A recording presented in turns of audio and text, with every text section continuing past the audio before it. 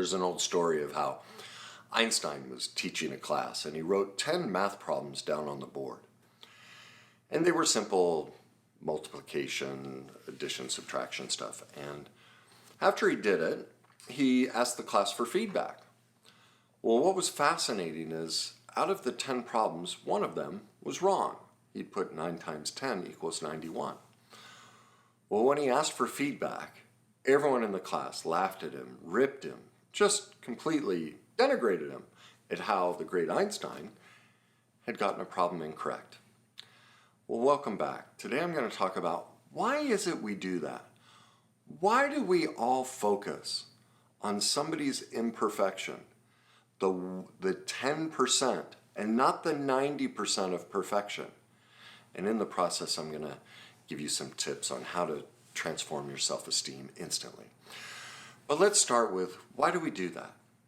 Well, think about it. Because all of us struggle with self-esteem, when we see somebody's imperfection and we point it out, do you see what we're doing? It's the old crab in a barrel theory. You know, you put a bunch of crabs in a barrel and as one starts to climb out, the other crabs pull him or her back down into the barrel. We as a society really struggle to accept other people's success. I mean, think of all the great artists, whether it was an athlete, whether it was a musician, whoever it may be. We loved their ascent.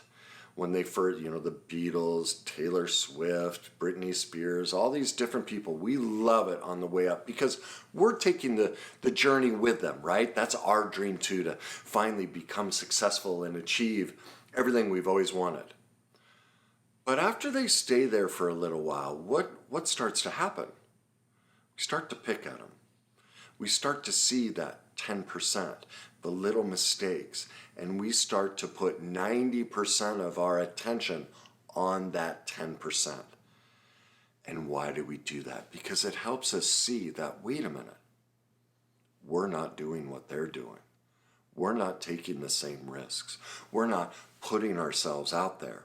I don't want to admit that to myself. I don't want to admit that actually my envy of you, that my jealousy of you is about me. No. It's not about me. It's about how you don't deserve that. Because that 10%, that mistake on the chalkboard, shows me that you're not worthy of all that attention. You're just nothing anyway, see? But do you see what that really is us covering over our low self-esteem? That all of those judgments, all of those things we see are things we see in ourselves, but we're not quite ready to face. And what that means is, I want you to think about the last time you struggled with somebody's success.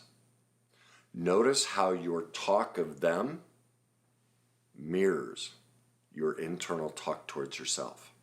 It's identical, isn't it? Think of the politicians you hate.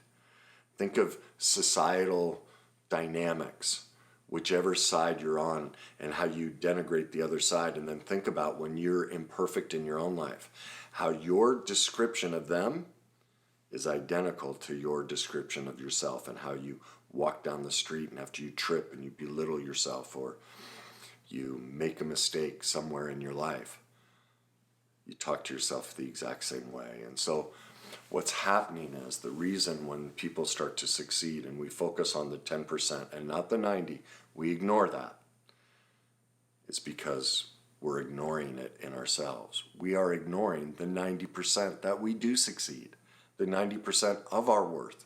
And the 10% is just our perfect imperfections, but we haven't forgiven ourselves for them. We haven't given ourselves any grace. Think about that, how you do that to yourself in your daily life. When you wake up in the morning and you feel that sense of dread and you start telling yourself how you're incompetent, you're not going to get, and you don't make enough money, and you don't have a relationship, and you're doing this wrong, and I'm not working my recovery program, and all these different things, how 90% of your internal talk is against yourself. That there's no grace and no forgiveness, and therefore you can't have it for even somebody as brilliant as Einstein. So, let's get into some tips. Let's learn how to flip that around. Well, that's the first step. Switch Get the 90-10 rule. I've used this analogy for other aspects. It applies here.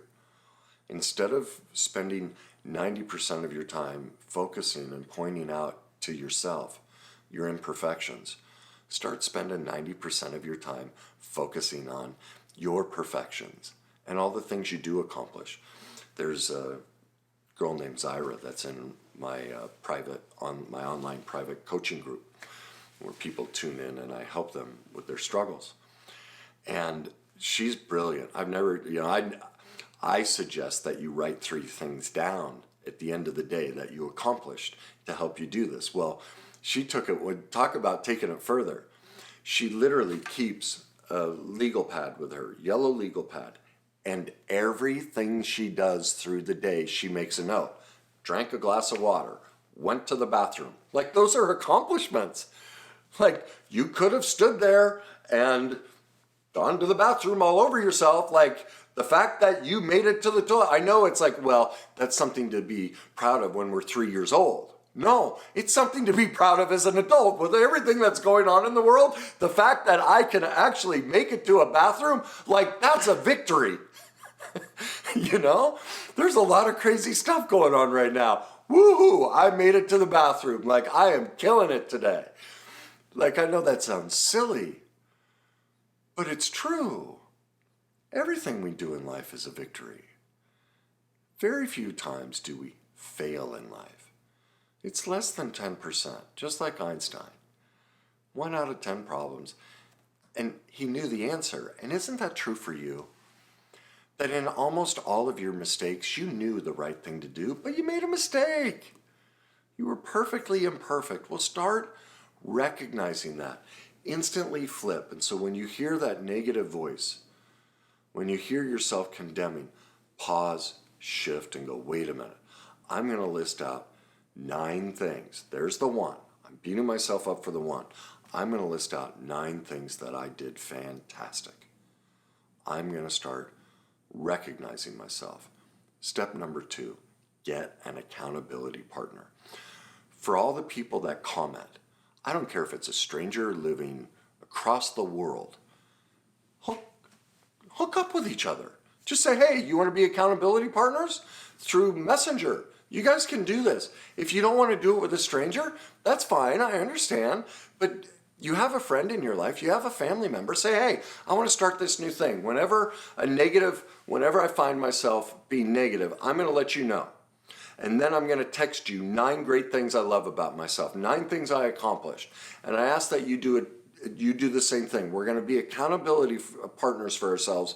We're going to join in this process together and teach ourselves how to start seeing the 90%, the real 90% of who we really are, and that the 10% is just our humanness. Do you want to join me in that? Lock hands in that. Do that together. And finally, take it a step further. Create a reward. Set up with your friend, whether it's after you do this 3 times or maybe once a week, whoever does it the most times. Figure out some way to reward yourself. Maybe it's a certain food you like. Maybe there's, a certain outfit you want to purchase. Maybe it's going on a trip or a drive or whatever it may be. Set up a reward system. Start, and the reason for that is, again, we're taking 10% of the time we screw up, but we're giving it 90% of the weight. These 3 exercises flip that dynamic around. It gets you focusing that 90% of the time you're killing it. You're doing just fine. And 10% of the time you're perfectly imperfect. You knew what to do, but you're human. The problem is you're focusing on that 10%. Well, we're going to flip that. So give that a shot. Let me know how that works out for you. If you think this will help somebody, please share it. Please leave me your comments. And as always, enjoy the journey.